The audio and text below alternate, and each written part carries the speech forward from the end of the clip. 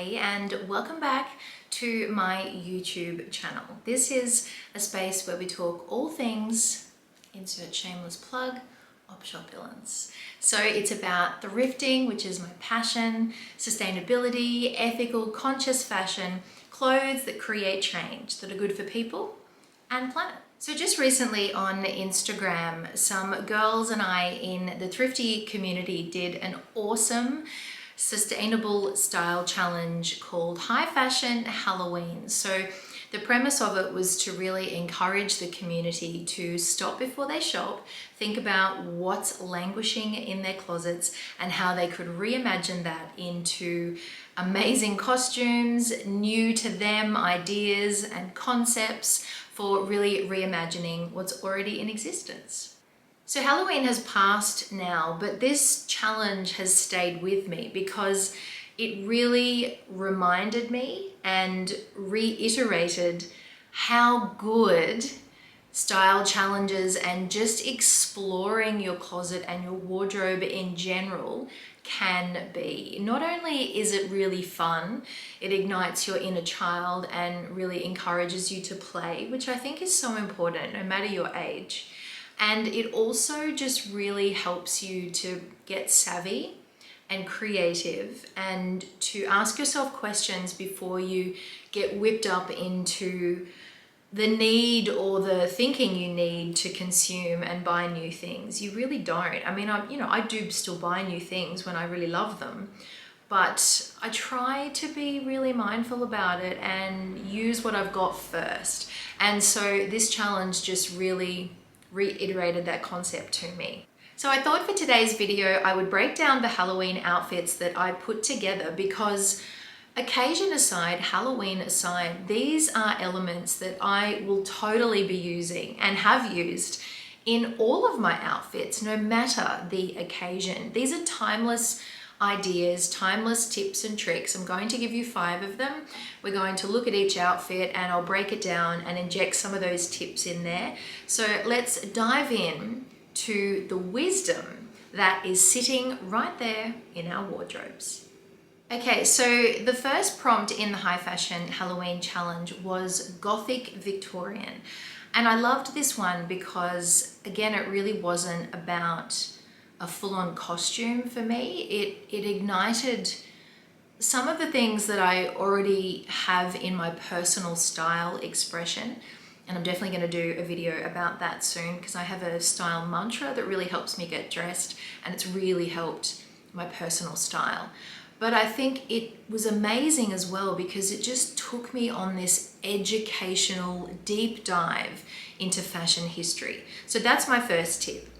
Educate yourself and explore fashion history. Look at different eras, look at different subcultures, music, art, nature, different colors, different trends, different celebrities.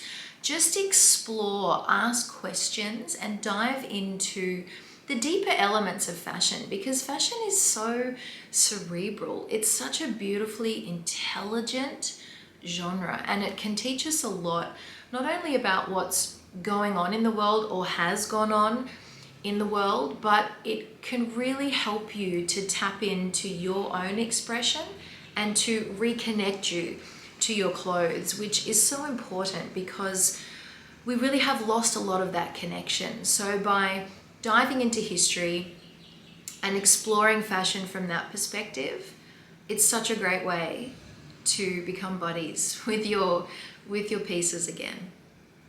So for this prompt, I dived into some Victorian fashion etiquette and looked at the dress codes of that time, and it's fascinating. So if you thought JLo was all about a costume change, you won't believe how many changes the women of the Victorian era had. So there was a dress for when they first woke up and they had to meet with the people in the house, the servants, the staff. Then there was a dress for going walking. Then there was a dress for lunch. There was a dress for afternoon visitors, a different dress for dinner or a gala. There were gloves for each occasion because back then it was considered bad manners to show your hands in public. It was akin to showing too much cleavage. And then of course the corsetry. So back then the whole vibe was a 16-inch waist. So women would like literally crush their organs for the sake of fashion, which is wild. I mean, you know, some of that still goes on today, but I think it was really interesting for me to see how that era is still really influential in fashion today. I mean, look at designers like Alexander McQueen and Vivienne Westwood. I mean, they embody that gothic Victorian vibe. They have that kind of dark moodiness to them, but then they really celebrate the feminine form, the curves. And so it just, again, ignited that, oh, this is why I love this style so much. And I definitely add elements of that to my everyday looks. I love that take. I love things that are a bit punk. I love a bit of femme, but then a masculine injection as well, and really contrasting and playing with different genders, different roles, different vibes. It really does allow you to have such a cool personal style expression. So that's my first tip, and this is the outfit. So what I did was thinking about that fashion history and having kind of, you know, done some diving into history. And for all of these, I make mood boards. So that's a bonus tip. Pinterest mood boards. I mean, they're a game changer, honestly. I've lost hours, but they are so helpful. And every time I make one, they just really help me to dive into my creativity, and they definitely stop me before I go shopping. So looking at this outfit, thinking about the history, traditionally back then the corsets were worn underneath, so I flipped that on its head and wore it on the outside. That's a bra and a belt, and I've combined them together to create that full kind of or half body corset, which looks amazing. And then it's still showing those traditional leg of mutton sleeves on my vintage blouse, but it's got this hard punk edge. And then the other interesting element about this outfit is to create a full skirt, you don't necessarily have to just use a skirt. You can use shirts. So you can see that black and white element to the skirt. That's actually a vintage Bob Mackie blouse that's just tucked underneath the belt.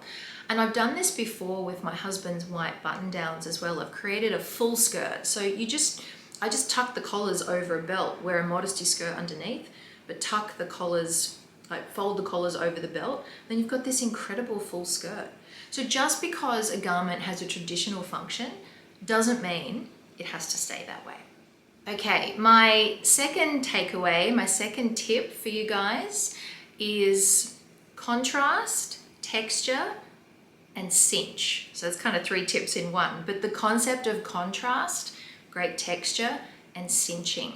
So this is the second look, the second prompt that we did, and I came up with this crazy idea of Dior Stopian.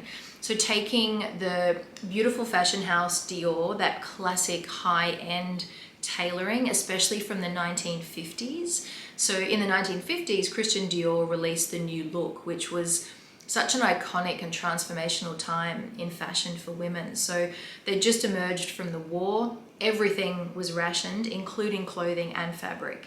So once they had emerged from that, they could become themselves again, because they all had to wear quite sort of uniform clothing. There was not much room for expression or femininity. Obviously it was a sad and dark time too. So once they emerged out of that, Christian Dior really tapped into that, and he created these exaggerated waists, the new look, these full skirts highlighting, you know, that change that women were just craving, to be abundant, to be decadent, to be opulent, and to celebrate again.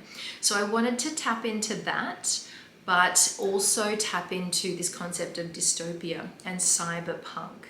So thinking about what the future of fashion is going to look like, especially if fast fashion continues to dig its little claws in, or big claws. And so I took those 2 ideas, you know, high-end luxury, Dior tailoring with this dystopian cyberpunk edge, which is huge in fashion at the moment. I saw that a lot during Fashion Month. And I think that's for a few reasons. I think it's about escapism. I think that whole nostalgic return to the past, you know, like 90s Y2K, but also looking to the future. It's escape, and it's also letting us think about where are we at and where are we going. So for this outfit, you can see there's lots of contrast, there's texture, and I've cinched my waist. So I grabbed a men's suit from my wardrobe, and then I created some interesting texture with that by cinching, the jacket to one side. So especially when things are a bit oversized, cinching them creates super interesting contrast and texture because the fabric is manipulated in a different way, right? So it creates these kind of interesting folds and pleating and new movement that you may not have seen before. So when you're putting your clothes on, play with them, play with how they could fall, cinch them in a different way, try something off a shoulder, just really get out of that rut of just, okay, well, this is a skirt or this is a suit, so I'm going to wear it this way. Why do you have to? Have fun. For more contrast and texture, I think this is another great element to add into a single or a simple color palette. So I'm quite into blacks and whites and neutrals, but I always love interesting texture, interesting prints, or just adding different fabrics, contrasting mediums, kind of like artwork, right? So you can see I've got a lace corset on, but then I've contrasted it with a ripped t-shirt. And I think that's a fun way to really play with different elements in your outfits. It looks interesting, it adds dimension. I think it adds an expensive factor. So really play around with how could you contrast this? How could you add some texture by way of different fabrics? How could you cinch things and try your pieces in different ways? And a little bonus tip, if you have a look at my pants, you can see my boots are really visible, right? So I had them tailored like that on purpose. I had them cut short so they'll show off my shoes. And quite often if I find a great thrifted piece, like a men's suit, having it tailored, having a good dressmaker on speed dial is a game changer. The third look I created for the high fashion Halloween challenge was this super fun idea that one of the other girls came up with called Ghoul-chi. So Gucci, but make it ghouly and spooky. And this outfit was such a hit, it actually ended up on telly. More on that in a minute. But my tip here is to play with proportions and to customize your outfits. So yes, this is definitely costumey, but there are some key elements here that I think you can take into your everyday, and I will certainly be doing the same. Yes, this is very kind of Halloween-y, but if you break down the outfit and have a look at it, it actually consists of some quite simple pieces. Granted, my simple still has quirk, but that's my style mantra, and I'll definitely get into that in another video. But I love that this is pretty much a lace black dress, a white skirt, and quite classic accessories, minus this incredible Elizabethan collar. I'll get to that in a second. But the tip here in terms of playing with proportions is try layering your skirts. So that's a dress, and then I've got a white maxi skirt underneath, and having that little pop of white at the bottom really complements that collar. The other thing I'll do with layering skirts is pin one up with a brooch, so that adds even more interesting, again, contrast and texture and dimension. So give that a try. Now the other tip here is to customize. Customize your accessories, customize things that you might find in a thrift store, customize pieces that you already have in your wardrobe. So let's talk about the epic Elizabethan collar. That's actually a little girl's tutu that I thrifted for $5 ages ago. And what I've done is I've just put it over my head, I've tied it in place with a ribbon to make it pop even more.